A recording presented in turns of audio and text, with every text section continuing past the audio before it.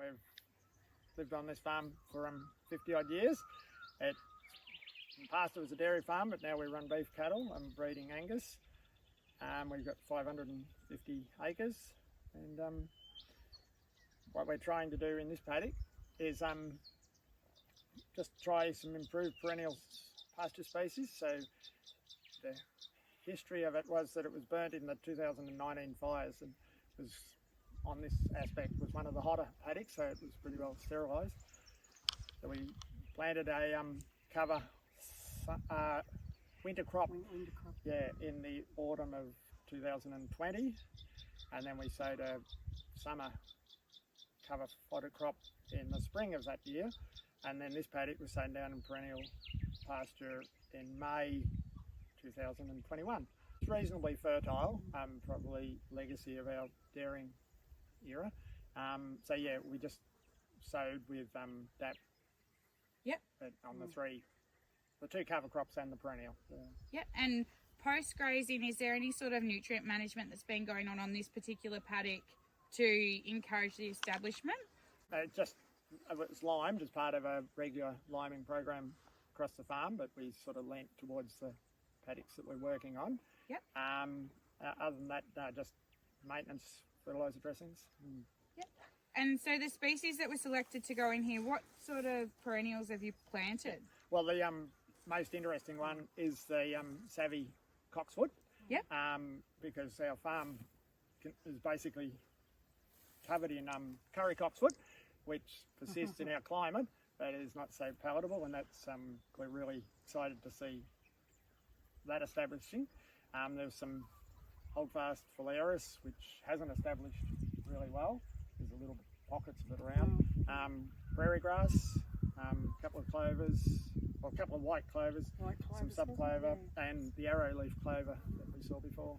So did you make that mix as a targeted blend for this particular paddock to suit your environmental conditions that you've got here? Within the range of what was on offer for the trial. Yep. If you were going to do it again, would you change anything? There's a few things.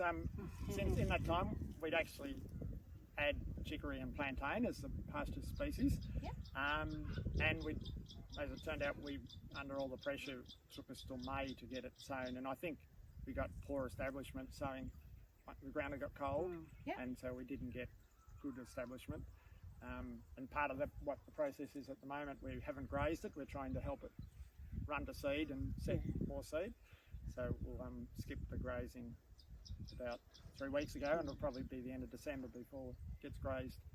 Yeah, so we're going to allow it to set seed, and then we'll probably use it as an opportunity to graze fairly heavily, dry cows, and possibly even supplementary feed them, assuming that it's still going to be a tough summer, that it might be an opportunity to eat it hard, to the point, not where it's damaging the existing pasture, but opens it up so that there is opportunities for self-generation.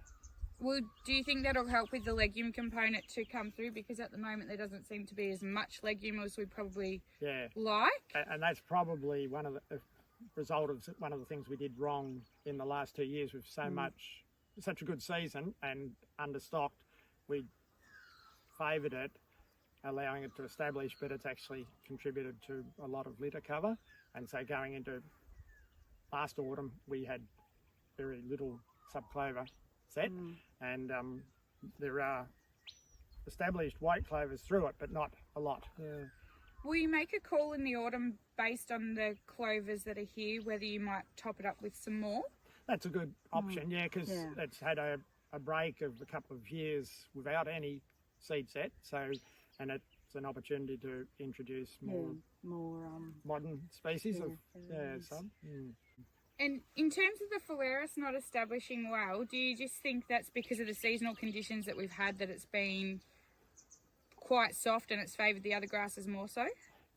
Possibly, but I think the germination was pretty poor. I don't know whether it didn't like being so late, and the other, we probably had too much annuals, the arrow leaf clover, and they actually dominated the first year, and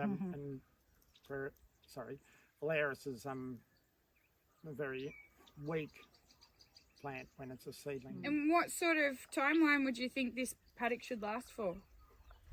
Oh, indefinitely, I hope.